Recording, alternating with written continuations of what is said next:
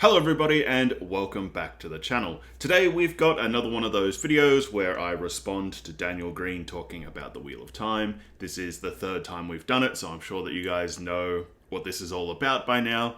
Today we're doing it with the Dragon Reborn. So basically the idea is that he talks about it and gives a review of the books that he's reading from the perspective of someone that has read the whole series multiple times and can really talk about the foreshadowing and character growth and development and all that. And I'm giving you my perspectives from someone who is quite new to the series and is just understanding as much as he can understand as he's reading it, and the two different perspectives I think is quite interesting. Also, I will link his video down below. If you haven't watched it, I'd recommend watching it. This one particularly was a good one, so I'd definitely recommend watching it. Link will be in the description. And before we get into this video, I just want to touch on a point that I missed in my review of the Dragon Reborn. And one of the things that I wanted to talk about, but I ran out of memory space on my card, was that I didn't expect this story or this series so far. So the first three books I've read, they've all had this common theme. They've all had this sense of romance about them. And I don't specifically mean romance between a man and a woman. And even as I'm going into this, I'm not quite sure how to explain it, but there's this sense of romance that I get from reading about these characters, taking care of their horses, reading about how the characters will set up their camp, or how they rub down their horses, or how they, just kind of general horsemanship. And I think it really cultivated, and I really was able to put my finger on it in the Dragon Reborn when Perrin goes to the blacksmiths. And Perrin goes to the blacksmiths and he, goes and he starts doing some help or starts doing some work for the blacksmith. And just the way that it's described just comes across as so romantic. There's just such a draw to it. I'm not even quite sure how to explain it, but this whole series has had it from the start. And I was not expecting that at all. And I find myself so lost in this world when it happens. I find myself, wishing I had a horse to take care of, wishing I was out camping and doing these things, or wishing I was a blacksmith and building things as a blacksmith. And that's something that I really haven't been able to find in books in a really, really long time. And it's like in one of my earlier reviews, I said this book is a book that demands to be read slower.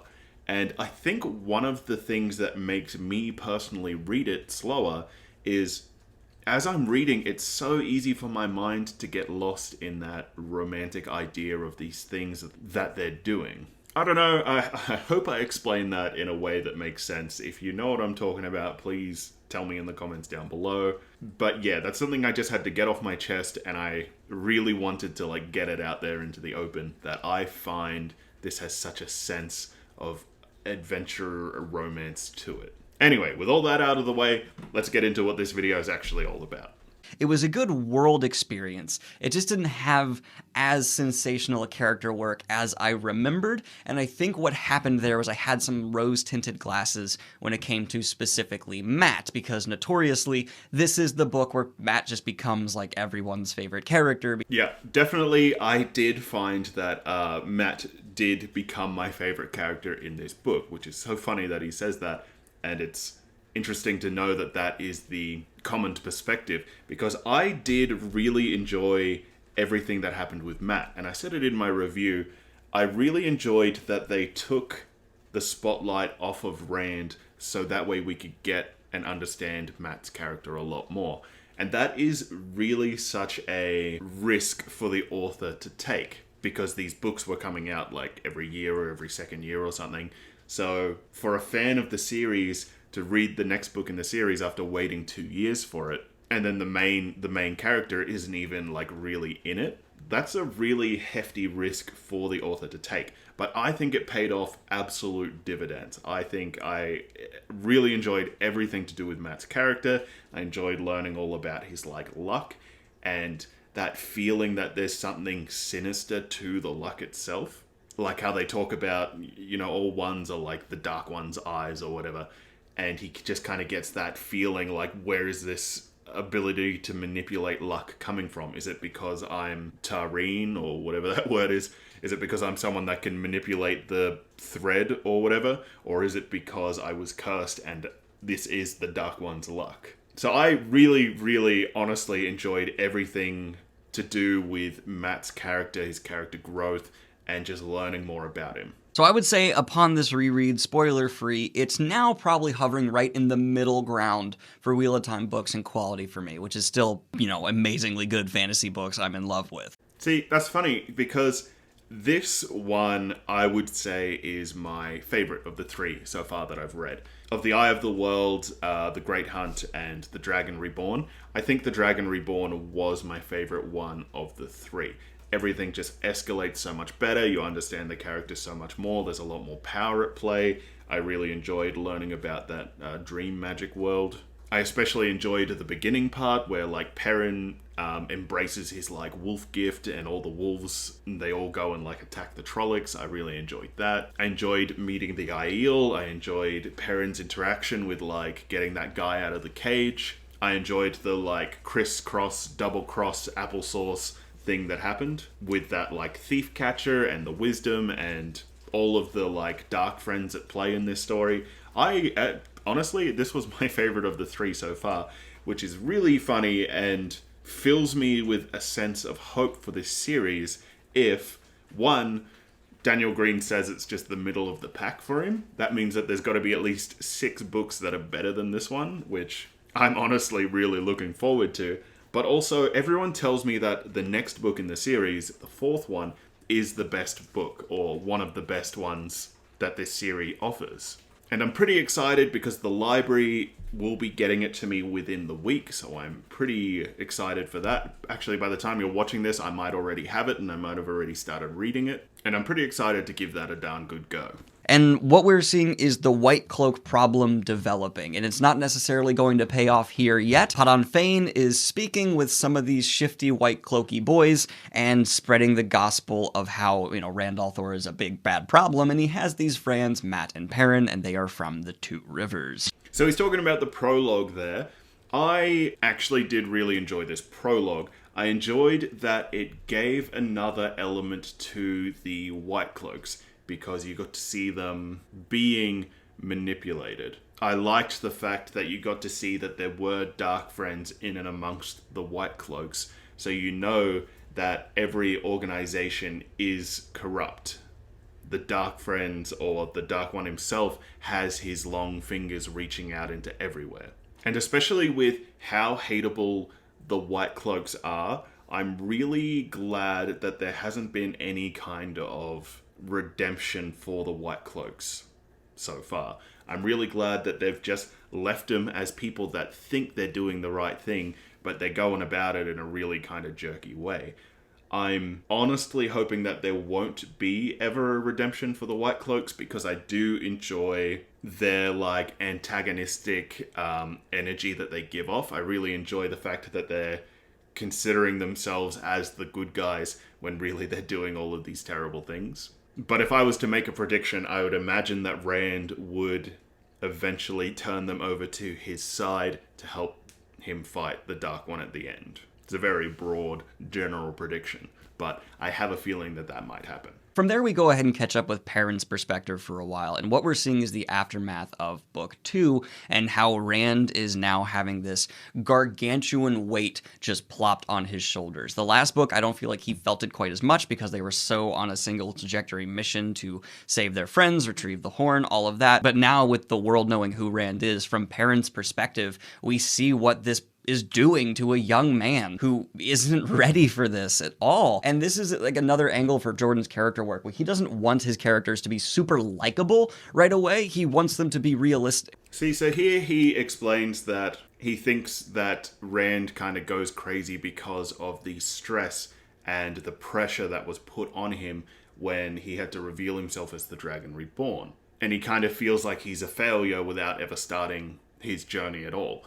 But when I was reading it, I actually thought something completely different. I felt that it wasn't so much like the pressure that got to him. I felt as if it was a lot more to do with the dreams he was having. Because you do learn so much about that dream world in this story. To me, when I was reading it, I thought it had a lot more to do with the Dark One reaching out to him through his dreams and really just messing with him. until the point where, Rand would wake up and be like, I don't want to sit on this bloody mountain. I want to go and do something about this. And then eventually he snaps after the Dark One has been like pestering him for so long, and he's like, fine, you know what? I'm going to go and do it. And to me, it felt like he'd gone like crazy, because like that's part of it, right? Like his magical ability is setting him up to go insane. And as I was reading it, I felt as if that was what was happening. I felt as if the power and the Dark One's influence had combined, and they were like two forces pushing against this young man, to the point where he snapped and he was like, I'm coming for you. And I feel as if my theory has more validity to it, even though he probably knows what he's talking about because he's read this series multiple times. But I feel as if my theory has more validity to it because as he's moving through the world, he is just like unintentionally manipulating it so much. Like when he goes through that town and everyone just gets married, or he goes through that other town and everyone just gets murdered. And like as he's moving through, he's just like having such a huge influence. And to me, that was because he was giving off so much like magical energy, because it was welled up inside him, which contributed to him losing his mind. I hope that made sense. It made sense in my head, but I don't know, my mouth and brain sometimes don't communicate that well. So I hope that made sense. But to me, it wasn't so much the pressure that got to him. It was the Dark One and the magic combining into him and eventually made him snap. And we also finally see Moiraine start, I think, at least in my interpretation, running out of patience and just trying to be like, just do what I tell you to do, because she knows so much better than these people who are just trying to fumble forward and aren't even sure what they're doing. And it's just kind of, you see she's exasperated a lot. I didn't find that Moiraine lost her cool too much. Like, I do see what he's saying. You did kind of see cracks in her, like, calm demeanor, but it wasn't really until, like, the Falcon Girl, Fail, or however you say her name, it wasn't until she rocked up that I felt she really started to, like, bark at her. Robert Jordan uses things that could be like an annoying plot device, like dreams to advance the plot in a lot of lesser books would come across as super convenient and annoying, but he will take things that are like an element like that can be cliche, dumb, and annoying, and thoroughly weave them into the lore of the world. Like the dream world is a thing, so that it feels so natural. Like it's such a cliche in fantasy to be like, I dreamt it, we must go on the mission, and it feels unnatural. But here, because of Jordan's world work and his just attention to detail, it feels completely appropriate and not like grotesque at all. So he makes a good point. He makes a fantastic point, actually, about how in fantasy, dreams can so easily be used to like provide exposition or provide information in a way that you really can't get away with, in a way that's just like an easy, just cop-out kind of way for an author to go through.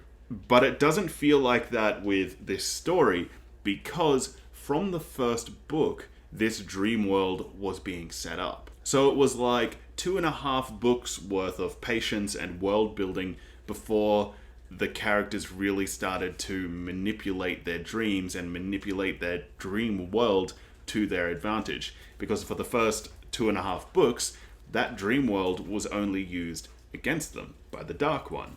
So I do agree that, them being able to manipulate the dream world to their advantage, I think it feels earned, and I don't think it feels cheap like it could in any other fantasy story. And that's the same thing with like people being Tal'Viren and manipulating chance, which becomes a major theme for this extended plot line of us following Rand, where we're seeing the ramifications of his just existence being near people. And I really love that angle of the story. It sets up this like atmosphere, because we're not spending much time with Rand, and so this distance from him and seeing what he's doing accidentally to people, and this like fever dream that he seems to be living in that we just keep seeing the aftermath of. It's wonderful. And with the mystique of the prophecies and the dragon, it really starts to make you as the reader feel like, good God, what is happening to this man? Yeah, so that's what I was saying before. He talks about the atmosphere that's created by only being able to see the aftermath of what Rand is doing, accidentally, of course, but also we get to see him in the dream world. And we get to see him, yell at the other characters, We get to see him killing people. And every now and again, we get to see, you know, it'll just be like a paragraph or two of Rand's perspective where he, you know, there's the one where he's around the fire and a bunch of people come and they're just like meant to be nobles or something, but then he kills them all because he thinks they're assassins. And it does create this atmosphere of, you know, it makes you question Rand's mental stability, and it also makes you question how safe something can be. So I did actually really enjoy that. Okay, but switching over to Perrin, though, because he is a huge player in this book, and one of the best character scenes he has comes when he and Moraine encounter a wild man, someone who is essentially has the same powers as Perrin, but has not dealt with them well, and is now essentially feral. And he sees Moraine can't even heal him, so he does what he sees is merciful and just lets this guy go out into the wild, which I see that as a bit of a danger. This wild man is now just going to be out there, which I won't get into spoilers later on, but like it's kind of crazy to me, like, this person seems dangerous, go be free. So that was actually one of my favorite parts of this book, when Perrin comes across the man's name Simeon and his brother, who is the one that has the wolf gift. I really enjoyed that because it really showed the stakes.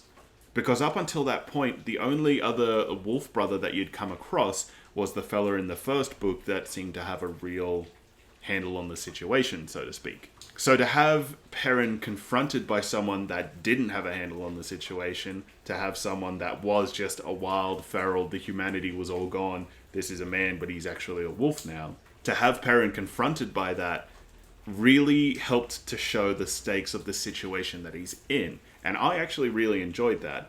But more than that, I enjoyed that whole sequence because Simeon knew that Perrin was a wolf brother as well. And although he'd seen his brother turn into this beast, and I believe there were white cloaks around, and they were going to give a reward if they found the wolf brother or whatever. But Simeon says, look, you know, I appreciate you guys coming and looking at my brother. I see that, you know, I know what you are. If you want to have all of your meals in your room, I'll bring you all your meals, and, you know, you can sneak out the back so no one will have to see your eyes and no one will turn you in. And I loved that moment. And it was something that I mentioned in my mid-book review when I was reviewing it. I said, I really, really sincerely hope that this guy is not a dark friend, because that moment was so, I don't want to say heartwarming, but it was so powerful, so to say. And then further reaffirming the things we already know of Perrin, he sees an Aiel in a cage, and it's Gaul, who is one of the best characters of the series and of the Aiel, in my opinion, who has been captured by some people and thrown in a cage. Perrin, in the middle of the night, is like, hell no, and breaks him out. And I also firmly believe that in that moment where Lan sees Perrin let this Aiel go, I don't know for sure, but it seems to me Lan's thought process is like, dude, that's so dangerous. Like, all of us could get in trouble. Still, that was the good thing to do. Good on you. Like, that, I respect it. But come on, we're trying to lay low, but that was the good call. Which again, like, plays into Moraine has to deal with these frustrating farm boys. So does Lan. And Lan definitely has moments of like, don't kill them. Don't kill them. So I've said before, you know, when I'm responding to Daniel Greene's videos, he likes to talk about Lan as this, like, one of the favorite characters. Apparently Lan is a fan favorite. And I always said that I wasn't really feeling it yet. You know, I could see that he was like a cool fighter. I can understand why people would be drawn to him, and he is cool. But I didn't really get the absolute love for him. But as he just mentioned, in these scenes, it does really cement him as a great character to me.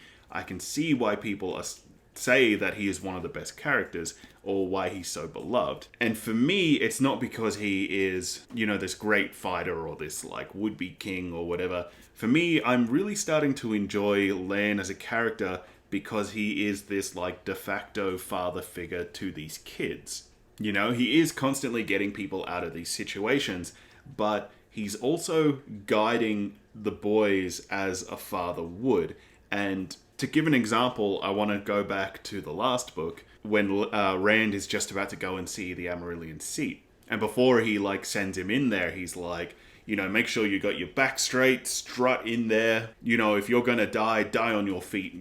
Don't go in there and whimper like a dog. Go in there, back straight, look them in the face. This is what you want to say. This is how you want to be. These are the key words you want to speak.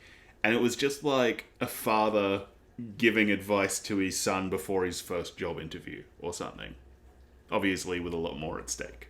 But I'm starting to really see the love for Lan from that perspective. And I'm not sure if that's why people really gravitate towards Lan, but that is why I'm gravitating towards him. Because of that de facto father figure role that he's playing for these boys. But Fail joins the party at this point and is clearly already into Perrin. Can't blame her. Big, beefy, buff blacksmith guy with golden eyes. That's a tasty muffin. I actually really enjoyed when she joined the crew. I enjoyed all of her interactions with Perrin. I enjoyed how, just aggressively into him she is. I didn't find that over the top or anything. She just kind of seemed like a real just breath of fresh air.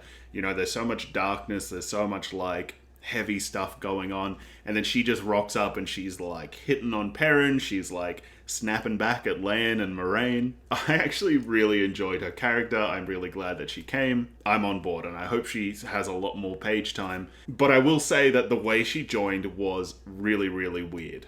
She just sees these guys just kill a bunch of people and then she's like, yep, these guys, I have to go with them. And it just came across as really odd, to tell you the truth. And as they continue to run, Darkhounds end up being suck upon them by one of the Forsaken, and we see Moraine here use the Forbidden Weave to kill the Darkhounds, and who could blame her? Darkhounds are terrifying! So I did like the addition of the Darkhounds, and it's something I brought up before.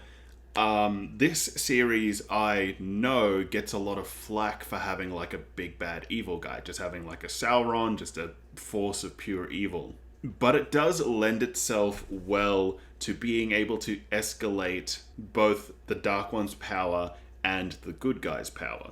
Because as the good guys get stronger and they gain the ability to defeat whatever it is that they've come across, if your bad guy is just a big bad evil guy, you can just keep increasing his power too. You can just keep creating new monsters or new dark friends or whatever to continually challenge the good guys. Which is exactly what's been happening because, first it was Trollocs were the big bad people that caused so much trouble. But then, Rand learns how to fight with his sword and now he can comfortably kill Trollocs. Then it was Fades and eventually they became, a bit easier to kill. And then it became Grey Men, which are shadow assassins or whatever. And then it becomes these Darkhounds.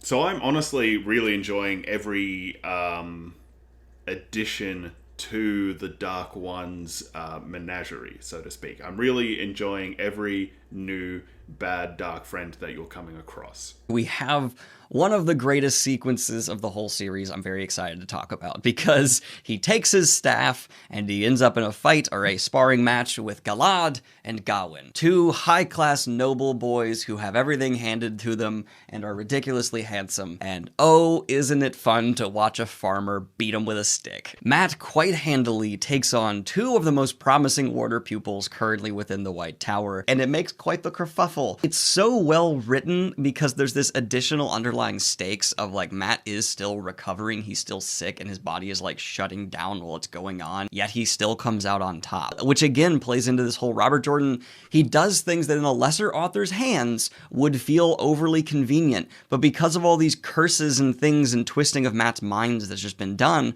what you're left with is this sense of what's going on? I really enjoyed that fight scene where Mat is sparring with those two guys out in the water training yard or whatever. I really enjoyed that fight scene. I enjoyed the way it happened. I enjoyed the jealousy that Mat was feeling when all the girls were gathered around staring at these boys. I enjoyed that jealousy and the fact that he needed money, so he was alright then, you guys think you're hot stuff, fight me, I'll fight you both, I'll have this stick, you guys have your swords, and we'll bet money on it. And the guys were talking a big game, but then when push came to shove, they were hey, hang on, we're not actually gonna fight you, you're sick. But then their trainer comes over and is you will fight them. You made a bet, and so you will fight. And I did enjoy that kind of trainer's intervention where he's like, if they don't pay you, I will pay you and I will get the money from them. And it was really funny because, you know, you didn't really have a lot of exposure to Matt at that point, but I did really root for him. I don't know what it was. It must just be this author's ability to write engaging, likable characters.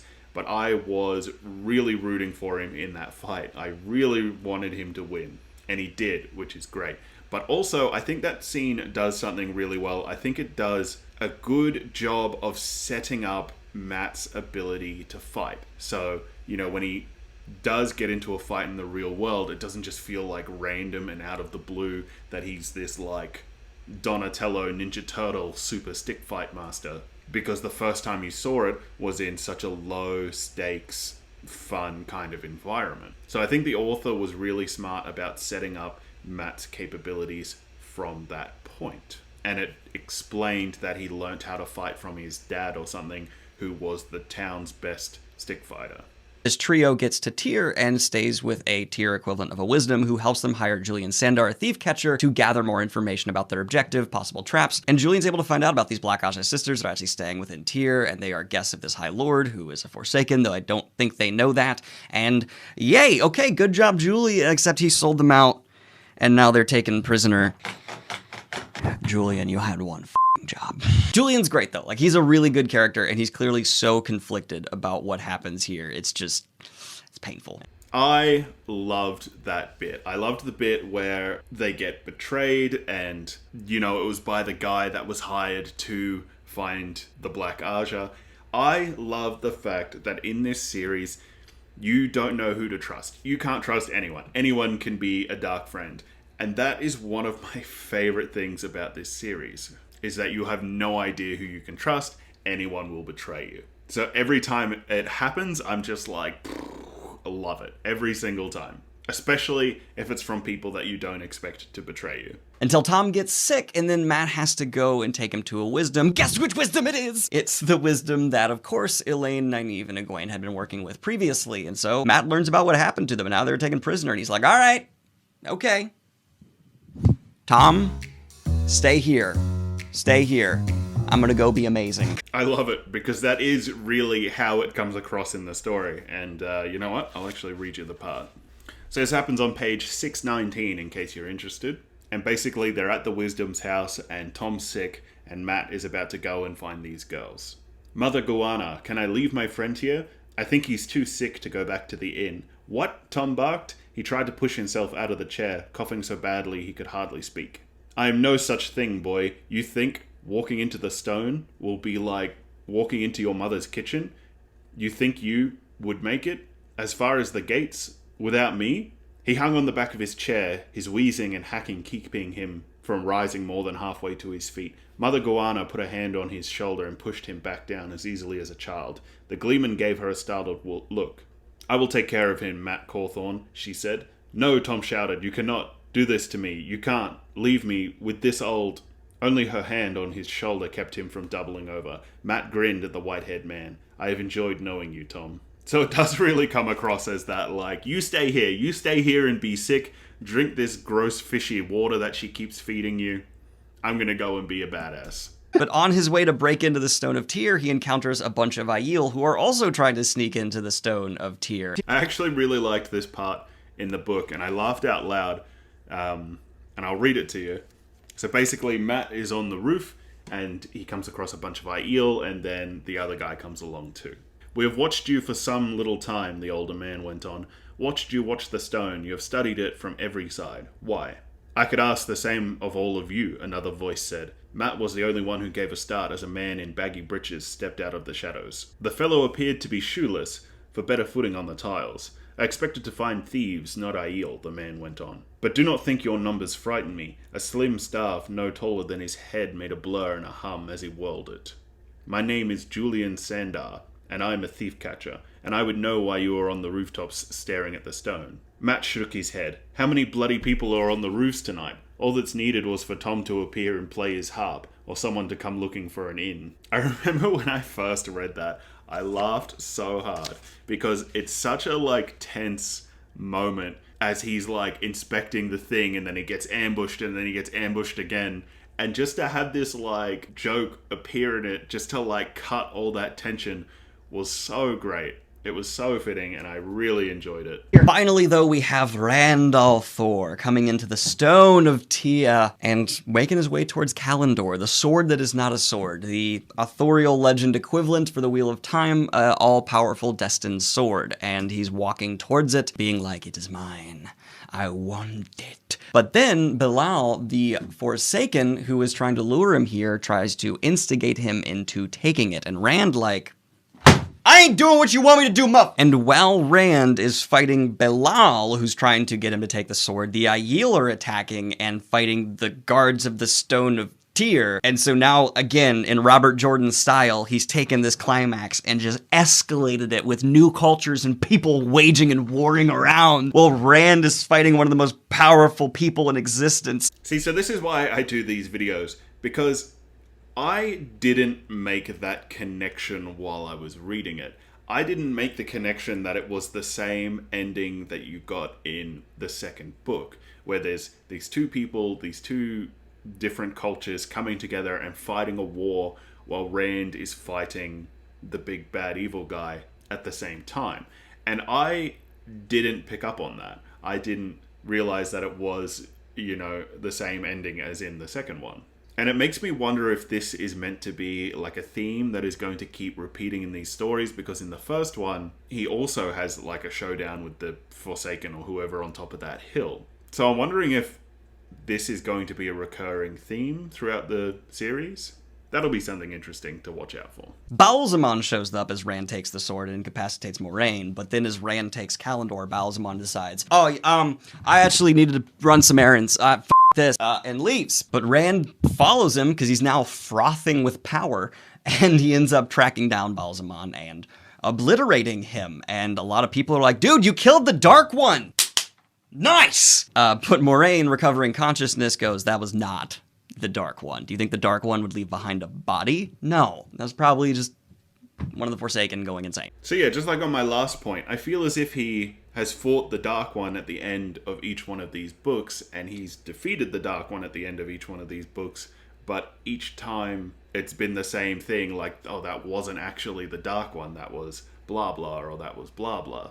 So I'm wondering if that is another one of those themes that is just going to keep occurring, if he has to fight the Dark One and defeat him at the end of each story, until in the last story he does fight the real Dark One. But that is essentially where this book ends, and it's not my favorite Wheel of Time book. There are some real highlights to it. I think the pacing was a bit too slow. Also, it's just getting a bit tired for me in this reread, having that split up and converge formula.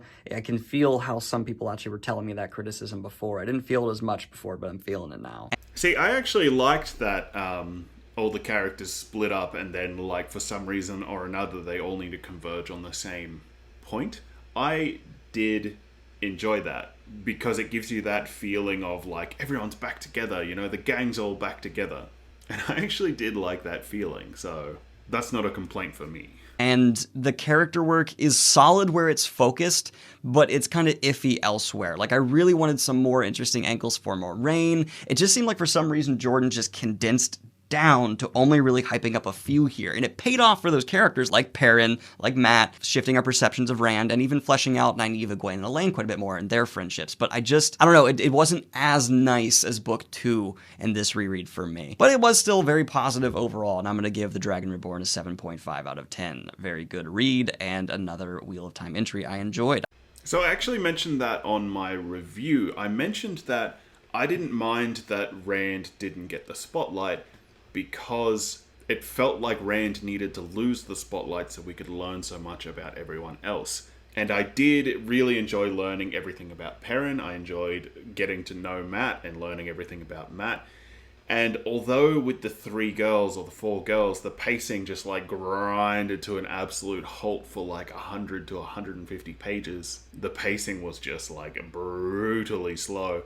I did enjoy all of that information you got. You learned so much about the world and so much about the Aes Sedai organization. And it did a good job of explaining their rising power arcs. To me, it felt really balanced. If they were to give so much more attention to Perrin, Matt, and these girls, and Rand, and Moraine's character as well, I feel like it just would have been too much going on. I feel as if this author did a really great, fantastic job of balancing who he gave the spotlight to. And although the pacing was bad in that specific place that I touched on, it felt like it was going to be worth it in the future books. Anyways, guys, so that's it for that video. Like I said, by the time you watch this video, I should already have the next book in the series from the library. So probably next Thursday, my review for that will be out if everything goes to plan. Please like this video, subscribe to the channel, and as always, thank you very much.